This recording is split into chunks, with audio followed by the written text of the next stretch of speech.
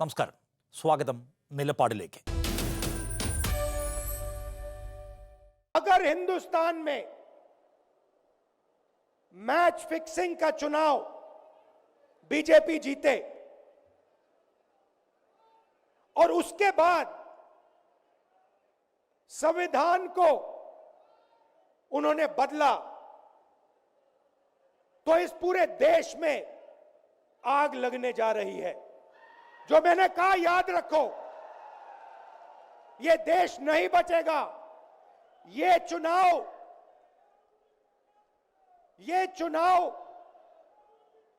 Vote वाला चुनाव नहीं है. ये चुनाव हिंदुस्तान को बचाने वाला चुनाव है, संविधान की रक्षा वाला चुनाव है. ലോക്സഭാ തെരഞ്ഞെടുപ്പിൽ നരേന്ദ്രമോദിയും സംഘവും മാച്ച് ഫിക്സിംഗ് പൂർത്തിയാക്കി കഴിഞ്ഞുവെന്ന രാഹുൽ ഗാന്ധിയുടെ പ്രസംഗം ബി.ജെ.പിക്ക് അത്ര പിടിച്ചിട്ടില്ല. അതിനെതിരെ തെരഞ്ഞെടുപ്പ് കമ്മീഷനെ സമീപിച്ചിരിക്കുകയാണ് അവർ. പ്രധാനമന്ത്രിക്കും തെരഞ്ഞെടുപ്പ് കമ്മീഷനുമെതിരെ കുപ്രചരണം നടത്തുന്നു എന്നാണ് പരാതി. എന്നാൽ ഇന്ത്യൻ രാഷ്ട്രീയത്തിലേക്ക് ഇപ്പോൾ ഒറ്റ നോട്ടം നോക്കുന്ന ആർക്കെങ്കിലും രാഹുൽ ഗാന്ധിയെ അങ്ങനെയങ്ങ് പഴി പറയാൻ കഴിയുമോ?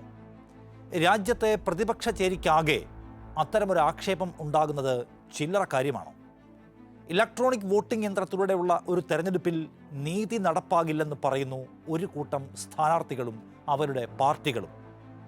ഇന്ത്യയിൽ ആരാണ് ആ അവിശ്വാസം സൃഷ്ടിച്ചത്?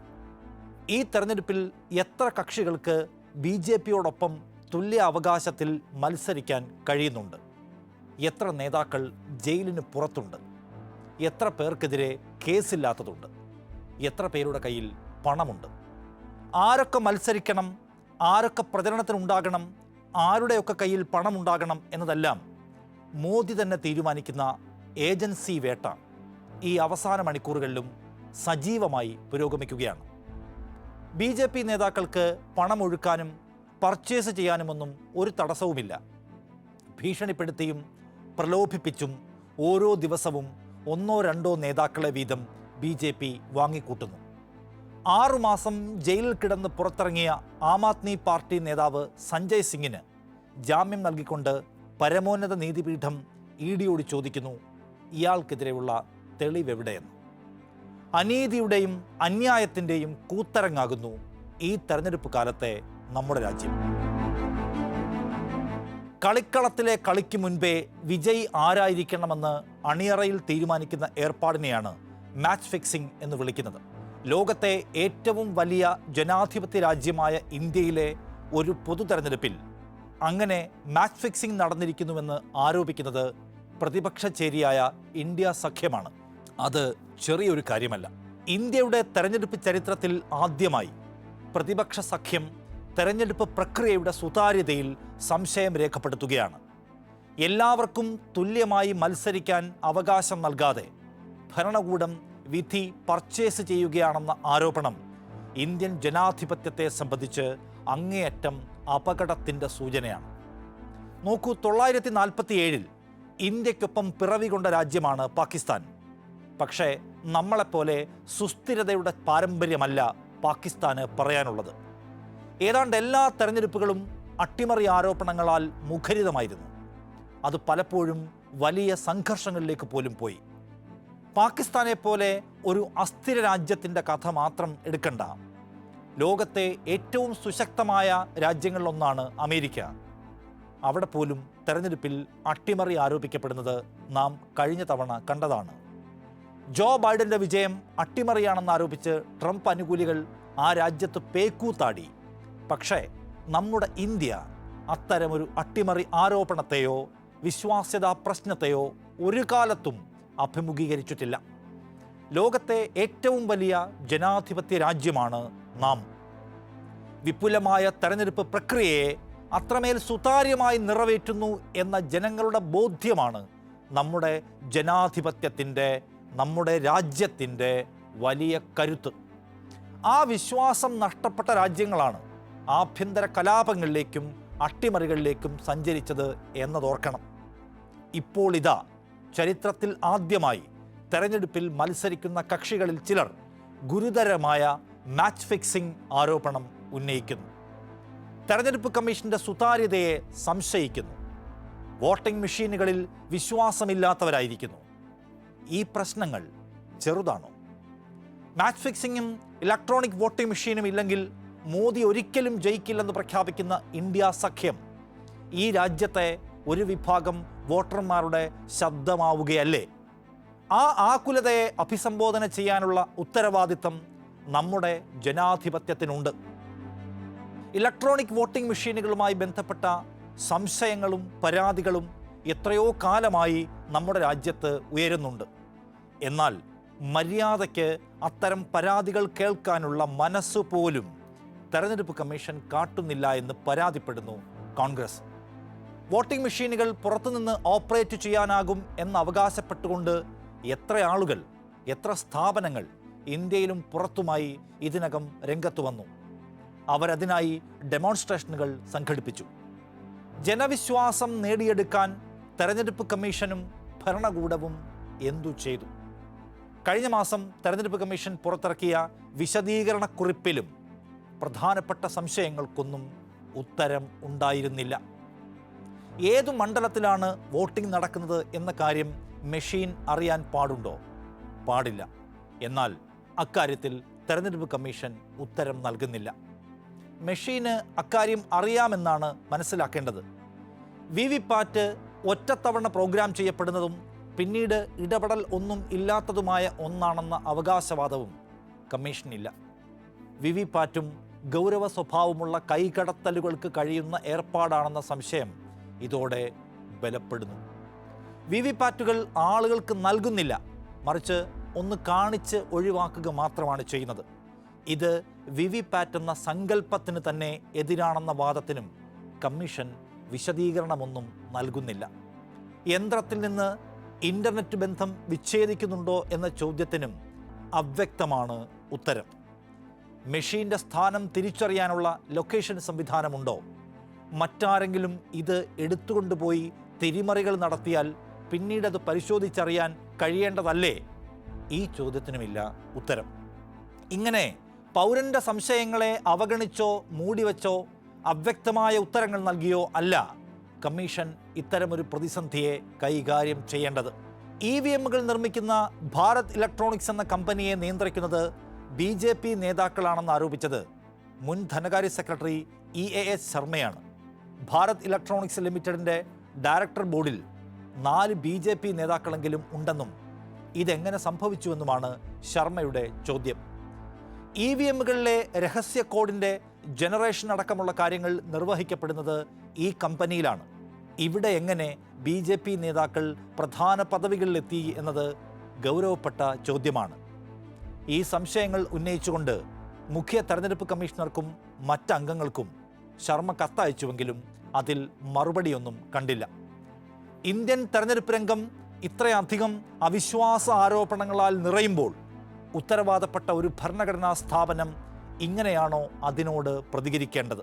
തെരഞ്ഞെടുപ്പ് കമ്മീഷൻ തന്നെയും അധികാരങ്ങൾ വെട്ടിയെടുക്കപ്പെട്ട ദുർബല സംവിധാനമായി മാറ്റപ്പെട്ട ഈ കാലത്ത് അവിടെ നിന്ന് കണിശ സമീപനങ്ങൾ പ്രതീക്ഷിക്കുന്നതിലുമുണ്ട് ചില പിഴവുകൾ. പ്രധാനമന്ത്രിയും അദ്ദേഹത്തിൻ്റെ തന്നെ ക്യാബിനറ്റിലെ ഒരു മന്ത്രിയും ചേർന്നാണ് ആരൊക്കെ തെരഞ്ഞെടുപ്പ് കമ്മീഷണർമാരാകണം എന്ന് തീരുമാനിക്കുന്നത് തന്നെ. പ്രതിപക്ഷ നേതാവിനും ആ കമ്മിറ്റിയിൽ ഇടമുണ്ടെങ്കിലും മൂന്നാമൻ്റെ വിയോജിപ്പിന് വലിയ വിലയൊന്നുമില്ലാത്ത വിധത്തിലാണ് നിയമം നിർമ്മിച്ചിരിക്കുന്നത്. തെരഞ്ഞെടുപ്പ് കമ്മീഷണർമാരെ നിയമിക്കാൻ സുപ്രീം കോടതി ചീഫ് ജസ്റ്റിസ് കൂടി അംഗമായ കമ്മിറ്റിയാണ് കോടതി മാതൃകയായി അവതരിപ്പിച്ചതെങ്കിൽ ആ മാതൃക മോദി സർക്കാർ എടുത്ത് തോട്ടിലിട്ടു.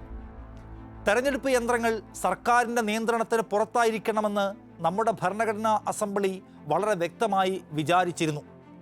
സുപ്രീം കോടതി അതിൻ്റെ വിധിന്യായത്തിൽ ഇത് പ്രകടമാക്കാൻ ശ്രമിച്ചു.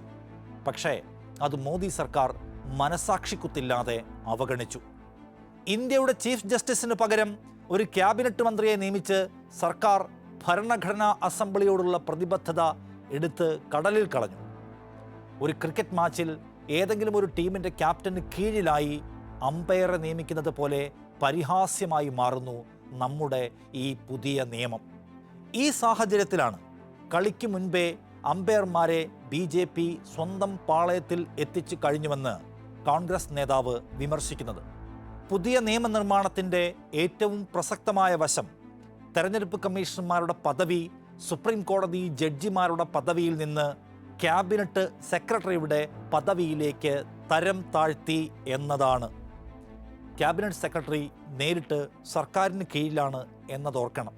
അങ്ങനെ വന്നാൽ മന്ത്രിമാരെയും പ്രധാനമന്ത്രിയെയും വരെ അച്ചടക്കത്തിന് വിളിക്കേണ്ട തെരഞ്ഞെടുപ്പ് കമ്മീഷൻ പോലെയുള്ള ഒരു ഭരണഘടനാ സ്ഥാപനം എങ്ങനെ നിർഭയമായും നിഷ്പക്ഷമായും പ്രവർത്തിക്കും? തെരഞ്ഞെടുപ്പ് തീയതികൾ പ്രഖ്യാപിച്ചുകൊണ്ട് വാർത്താ സമ്മേളനം നടത്തിയ കമ്മീഷണർമാരോട് മോദിക്കും അമിത്ഷായ്ക്കുമെതിരായ പരാതികളിൽ കർശന നടപടി ഉണ്ടാകുമോ എന്ന് മാധ്യമങ്ങൾ ചോദിച്ചു. ഉത്തരം പറയാതെ വഴുക്കിക്കളഞ്ഞു അവർ. ഏതു പ്രധാനമന്ത്രിയായാലും ചട്ടം ലംഘിച്ചാൽ നടപടിയുണ്ടാകുമെന്ന് പറയാനുള്ള ധൈര്യമൊക്കെ കമ്മീഷന് ചോർന്നുപോയോ? കഴിഞ്ഞ തെരഞ്ഞെടുപ്പിൽ മോദിക്കും അമിത്ഷായ്ക്കുമെതിരായ ഉയർന്ന എല്ലാ പരാതികളിലും അവർക്ക് ക്ലീൻ ചിറ്റ് കൊടുക്കുകയായിരുന്നു കമ്മീഷൻ. അതിൻ്റെ പേരിൽ വലിയ പൊട്ടിത്തെറികൾ പോലും ഉണ്ടായി കമ്മീഷനകത്ത്. ഇന്ത്യൻ തെരഞ്ഞെടുപ്പുമായി ബന്ധപ്പെട്ട കലുഷമായ ചരിത്രാധ്യായങ്ങളിലൊന്ന്. അഴിമതിക്കെതിരായ കുരിശ് യുദ്ധം എന്ന് പരസ്യം ചെയ്ത പ്രതിപക്ഷ വേട്ട ജനാധിപത്യ പ്രക്രിയക്കെതിരായ കടന്നുകയറ്റമാണെന്ന് മനസ്സിലാക്കാൻ ഡൽഹി മദ്യനയ കേസിൽ ഏറ്റവും ഒടുവിൽ ജാമ്യം കിട്ടിയ സഞ്ജയ് സിംഗിൻ്റെ കേസ് മാത്രം എടുത്താൽ മതി. സിംഗിനെതിരെ ഒരു തെളിവും ഹാജരാക്കാൻ ഇനിയും കഴിഞ്ഞിട്ടില്ല ഇഡിക്ക്. തെളിവെവിടെ എന്ന ചോദ്യം കോടതി ചോദിക്കുമ്പോൾ ഇഡിക്ക് ഉത്തരമില്ല. അഴിമതി നടത്തിയെങ്കിൽ ആ അഴിമതിപ്പണം കണ്ടെത്താൻ ഇതുവരെ കഴിയാത്തത് എന്തുകൊണ്ടാണെന്ന ചോദ്യത്തിന് മുന്നിലും ഇഡി തലകുനിക്കുന്നു. അരവിന്ദ് കെജ്രിവാളിൻ്റെ കേസിലും സമാനമാണ് സാഹചര്യം. താൻ 100 കോടിയുടെ അഴിമതി നടത്തിയെങ്കിൽ ആ പണം എവിടെയെന്ന് കെജ്രിവാൾ ചോദിക്കുന്നു. കേവല മൊഴികളല്ലാതെ മറ്റൊന്നും ഈ കേസുകളിൽ ഇഡിയുടെ കൈകളിൽ ഇല്ല എന്നതാണ് യാഥാർത്ഥ്യം. കെജ്രിവാളിനെതിരെ മൊഴി നൽകാൻ രാഘവ് മകുന്ദയെ BJP പ്രേരിപ്പിച്ചുവെന്നും മൊഴിക്ക് പ്രത്യുപകാരമായി രാഘവിൻ്റെ പിതാവ് മകുന്ദ റെഡ്ഡിക്ക് തെരഞ്ഞെടുപ്പിൽ സീറ്റ് നൽകിയെന്ന ആരോപണവും ഇതിനകം ഉയർന്നു വന്നിട്ടുണ്ട്. മകുന്ദയുടെ മകനും അരബിന്ദോ ഫാർമ MD ശരത്ചന്ദ്ര റെഡ്ഡിയുമൊക്കെ ആദ്യഘട്ടത്തിൽ കെജ്രിവാളിന് അനുകൂലമായി മൊഴി നൽകിയെങ്കിലും ദുരൂഹമായ കാരണത്താൽ പിന്നീട് മൊഴി മാറ്റുന്നതാണ് കണ്ടത്. ശരത്ചന്ദ്ര റെഡ്ഡി BJPക്ക് 5 കോടി കൊടുത്തതിൻ്റെയും അതിനുശേഷം അയാൾ മാപ്പുസാക്ഷിയാക്കി മാറ്റപ്പെട്ടതിൻ്റെയും വിവരങ്ങൾ ഇന്ന് രാജ്യത്തിന് മുന്നിലുണ്ട്. ആം ആദ്മി പാർട്ടി നേതാക്കളെയും മുഖ്യമന്ത്രിയെയും മാത്രമല്ല, പ്രതിപക്ഷ ചേരിയിലെ പ്രധാന കക്ഷികളെയും നേതാക്കളെയുമെല്ലാം ഏജൻസികളെ ഉപയോഗിച്ച് വേട്ടയാടി പിടിക്കുന്നുണ്ട് BJP സർക്കാർ. ഒറ്റ ഉദ്ദേശമേ അതിനുള്ളൂ എന്ന് വിചാരിക്കണം. ഈ തെരഞ്ഞെടുപ്പിൽ വീര്യത്തോടെ പോരാടാൻ അവരുണ്ടാകരുത്. എല്ലാ പ്രതിപക്ഷ നേതാക്കൾക്കുമെതിരെ കേസുണ്ട് എന്ന് പറയാൻ പാടില്ല. കേസെടുക്കും മുൻപ് എല്ലാവർക്കുമായി ഒരു വാഷിംഗ് മെഷീൻ ഓഫറുണ്ട്. BJPയിൽ ചേർന്ന് എല്ലാ അഴിമതിക്കറയും കഴുകിക്കളയാനുള്ള അവസരമാണിത്. പല സംസ്ഥാനങ്ങളിൽ അഴിമതി ആരോപണങ്ങളുടെ പേരിൽ BJP തന്നെ സമരമുനയിൽ നിർത്തിയ നേതാക്കളെ ഇന്ന് ഒരു മടിയും കൂടാതെ അവർ തന്നെ സ്വീകരിക്കുന്ന കാഴ്ച. ഏജൻസികളെ പേടിക്കാതെ സ്വസ്ഥമായി ഒന്നുറങ്ങാൻ പല നേതാക്കളും BJPയെ തെരഞ്ഞെടുക്കുന്നു. പശ്ചിമ ബംഗാളിൽ ചിട്ടി തട്ടിപ്പ് കേസിൽ ഗുരുതര കുറ്റങ്ങളുമായി പ്രതിപട്ടികയിലുണ്ടായിരുന്ന സുവേന്ദു അധികാരി BJPയിൽ എത്തുന്നു. പിന്നാലെ അയാൾക്കെതിരായ എല്ലാ കേസുകളും അവസാനിക്കുന്നു. 2014 മോദി സർക്കാർ അധികാരത്തിലെത്തിയതിന് തൊട്ടു പിന്നാലെ സുവേന്ദുവിനെ ഇഡിയും CBIയും ചോദ്യം ചെയ്യുന്നു. അപകടമണത്ത സുവേന്ദു അതിവേഗം BJPയിൽ ചേരുന്നു. അതോടെ കഴിയുന്നു എല്ലാം. ഇന്നിപ്പോൾ സുവേന്ദു ബംഗാളിലെ BJPയുടെ പാർലമെന്ററി പാർട്ടി അധ്യക്ഷനാണ്. അസമിലെ BJP മുഖ്യമന്ത്രി ഹിമന്ത ബിശ്വ ശർമ്മ പഴയ കോൺഗ്രസ്സുകാരനാണ്. ഗുവാഹത്തിയിലെ ജലവിതരണ പദ്ധതിയിൽ പ്രതിയായിരുന്ന ബിശ്വശർമ്മയ്ക്കെതിരെ കടുത്ത നിലപാടുണ്ടായിരുന്നു BJPക്ക്. അങ്ങനെയിരിക്കെ ശർമ്മയും BJPയിൽ ചേരാൻ തീരുമാനിക്കുന്നു. പൊടുന്നനെ എല്ലാ അഴിമതി ആരോപണങ്ങളും കേസുകളും അവസാനിക്കുന്നു. ഗുരുതര അഴിമതി ആരോപണങ്ങൾ നേരിട്ട BS യെദ്യൂരപ്പ ഇന്നും BJPയുടെ പ്രിയ നേതാവാണ് കർണാടകയിൽ. മധ്യപ്രദേശിനെ പിടിച്ചുകുലുക്കിയ വ്യാപം അഴിമതി കേസിൽ ആരോപണ വിധേയനായ ശിവരാജ് സിംഗ് ചൗഹാനെയും മോദി ഭരണകാലത്ത് CBI കുറ്റമുക്തനാക്കി. മഹാരാഷ്ട്രയിലെ മുൻ മുഖ്യമന്ത്രി നാരായൺ റാണയ്ക്കെതിരെയും ഉണ്ടായിരുന്നു അഴിമതി ആരോപണം, കള്ളപ്പണ കേസ്. പക്ഷേ ആർക്കും ഇപ്പോൾ എവിടെയും ഒരു അനക്കവുമില്ല. ഇതേ ക്യൂവിൽ നിന്നുകൊണ്ട് BJPയിൽ അംഗത്വമെടുത്ത് സ്വസ്ഥരാകുന്നു അനേകം നേതാക്കൾ ഇന്നിപ്പോൾ. ഒടുവിലത്തേതാണ് അജിത് പവാറും അശോക് ചവാനും മറ്റും. ആരോഗ്യകരവും സുതാര്യവുമായ ഒരു തെരഞ്ഞെടുപ്പ് നടന്നാൽ ഈ രാജ്യത്ത് എന്തൊക്കെ ചർച്ചയാകുമോ അവയെല്ലാം തിരിച്ചടിയാകുമെന്ന് BJP ഭയപ്പെടുകയാണോ? 10 വർഷത്തെ മോദി സർക്കാരിൻ്റെ ഭരണത്തിൻ്റെ കണക്കെടുക്കുമ്പോൾ ജനത്തിൻ്റെ മനസ്സിലേക്ക് എന്തൊക്കെ കടന്നുവരും? അവയിൽ BJPക്ക് അഭിമാനിക്കാൻ ഒന്നും ഇല്ലെന്നുണ്ടോ? 2016 നോട്ട് നിരോധനം എന്ന ഏർപ്പാടുകൊണ്ട് എന്തു നേട്ടമാണ് ഈ രാജ്യത്തുണ്ടായത് എന്ന ചോദ്യത്തിന് ദുരന്തം എന്നല്ലാതെ മറ്റൊരുത്തരവും സർക്കാരിന് പോലും ഉണ്ടാവില്ല. മുഴുവൻ പണവും തിരിച്ചെത്തിയില്ലേ, പിന്നെ എങ്ങനെയാണ് കള്ളപ്പണക്കാരെ പൂട്ടിയത് എന്ന ചോദ്യം ചോദിച്ചത് ഈ അടുത്ത് സുപ്രീം കോടതിയാണ്. സ്വതന്ത്ര ഇന്ത്യയിലെ ഏറ്റവും ആഘാതം നിറഞ്ഞ സാമ്പത്തിക പരിഷ്കാരമായിരുന്നു മോദി സർക്കാർ 2016 നടപ്പാക്കിയ നോട്ട് നിരോധനം. ജനങ്ങളുടെ നിത്യജീവിതത്തെ പിടിച്ചുലച്ച, ലക്ഷക്കണക്കിന് മനുഷ്യരെ അതിജീവന പ്രതിസന്ധിയിലേക്ക് തള്ളിയിട്ട, ഡസൻ കണക്കിന് മനുഷ്യർ ബാങ്കിനും ATMനും മുന്നിൽ ക്യൂ നിന്ന് മരിച്ച, ആയിരക്കണക്കിന് പേരുടെ ചികിത്സയും കല്യാണവും വരെ മുടക്കിയ ദുരൂഹമായ തീരുമാനം. കള്ളനോട്ടിലോ കള്ളപ്പണത്തിലോ നോട്ട് നിരോധനത്തിന് ഒന്നും ചെയ്യാനായില്ലെന്ന് കണക്കുകൾ പറഞ്ഞു തരും. നോട്ട് നിരോധനം ദിവസക്കൂലിക്കാരുടെ ജീവിതം തകർത്തുവെന്ന് പറയുന്നത് ലേബർ ബ്യൂറോയുടെ തന്നെ കണക്കുകളാണ്. 1.5 ലക്ഷം മനുഷ്യർക്കാണ് ഒറ്റയടിക്ക് ജോലി പോയത്. ആത്മഹത്യ ചെയ്തത് 18,000 കർഷകർ. 3 ലക്ഷം ചെറുകിട വ്യവസായങ്ങൾ ആദ്യ വർഷങ്ങളിൽ തന്നെ പൂട്ടി. 50 ലക്ഷം പേർക്കെങ്കിലും ആകെ ഈ തീരുമാനം കൊണ്ട് തൊഴിൽ നഷ്ടമായെന്ന് പറയുന്നു വിവിധ പഠനങ്ങളും കണക്കുകളും. ഇന്നും അതിൻ്റെ ദുരിതക്കയത്തിൽ നിന്നും രക്ഷപ്പെടാനാകാതെ നിലവിളിക്കുന്നു വ്യവസായ തൊഴിൽ മേഖല. ജനം ഇതൊക്കെ ഓർക്കാതിരിക്കാൻ സർക്കാരിന് പലതരം ഗിമ്മിക്കുകൾ വേണ്ടിവരും. വരും വരായികകൾ നോക്കാതെ നടപ്പിലാക്കിയ GST സംവിധാനം എങ്ങനെയാണ് കച്ചവട മേഖലയെ ബാധിച്ചത്? സംസ്ഥാനങ്ങളുടെ നിലനിൽപ്പിനെയും അതിജീവനത്തെയും നടുക്കടലിലാക്കിയത്. BJP സർക്കാരിന് അക്കാര്യത്തിൽ ഏകശിലാത്മകത എന്ന രാഷ്ട്രീയ ഉദ്ദേശ്യം ഉണ്ടെങ്കിലും അത് ഈ രാജ്യത്തിൻ്റെ സാമ്പത്തിക ഘടനയിലുണ്ടാക്കിയ പരിക്ക് വേഗത്തിൽ ഉണങ്ങാത്തതാണ്. ഫെഡറലിസം എന്ന ആശയത്തിന് മേലെ തന്നെ വെച്ച കത്തിയായി ആ മുറിവിൽ ആണ്ടു നിൽക്കുന്നു GST. വിദേശങ്ങളിൽ കുന്നുകൂടിയ കള്ളപ്പണം ഇന്ത്യയിലേക്ക് തിരികെ എത്തിക്കുമെന്ന വാഗ്ദാനം എവിടെയെന്ന് ജനം തിരിച്ചു ചോദിച്ചാൽ എന്തു ചെയ്യും സർക്കാർ?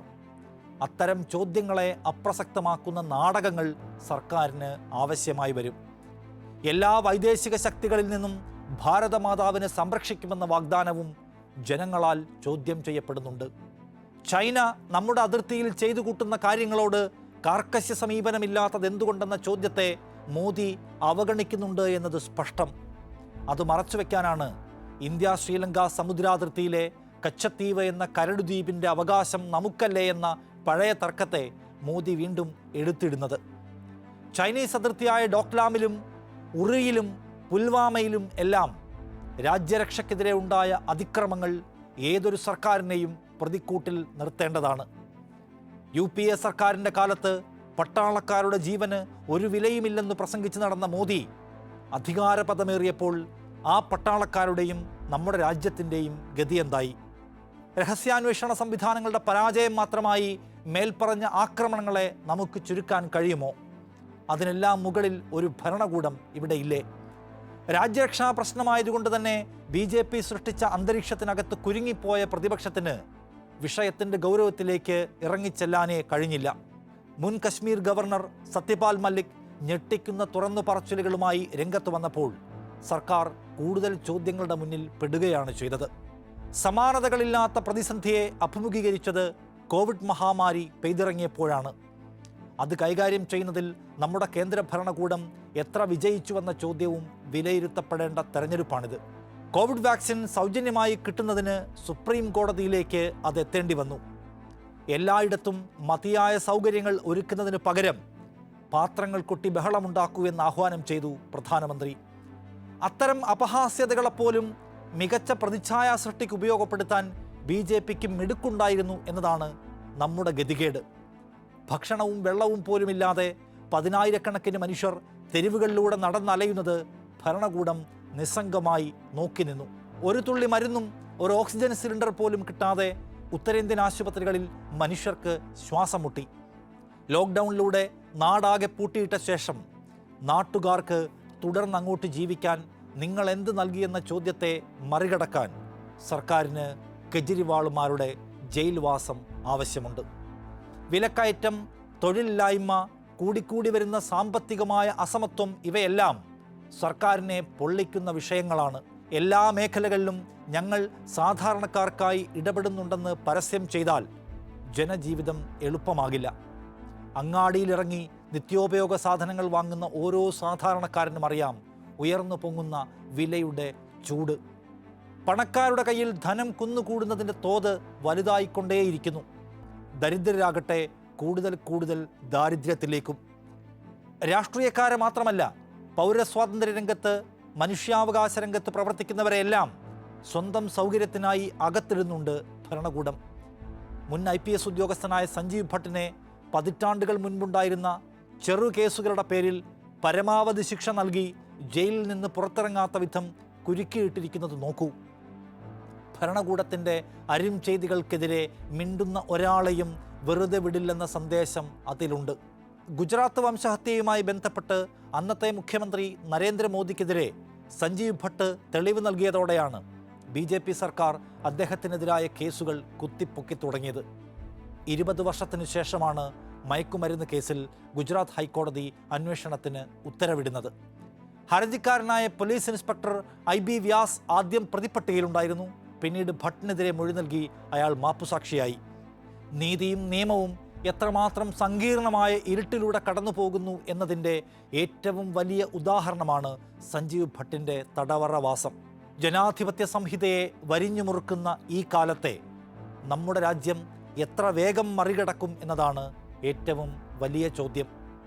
എല്ലാവർക്കും തുല്യാവകാശത്തോടെ മത്സരിക്കാൻ ഇടമില്ലാത്ത, എല്ലാവർക്കും ഒരുപോലെ ശബ്ദമില്ലാത്ത, ഭരണകൂട വിമർശനത്തിന് സ്വാതന്ത്ര്യമുള്ള, കൊടിയ അഴിമതികളെ ദേശസ്നേഹം കൊണ്ട് പൊതിഞ്ഞുവെക്കാൻ അനുവദിക്കപ്പെടാത്ത കാലത്തെ നാം വീണ്ടെടുക്കേണ്ടതുണ്ട്.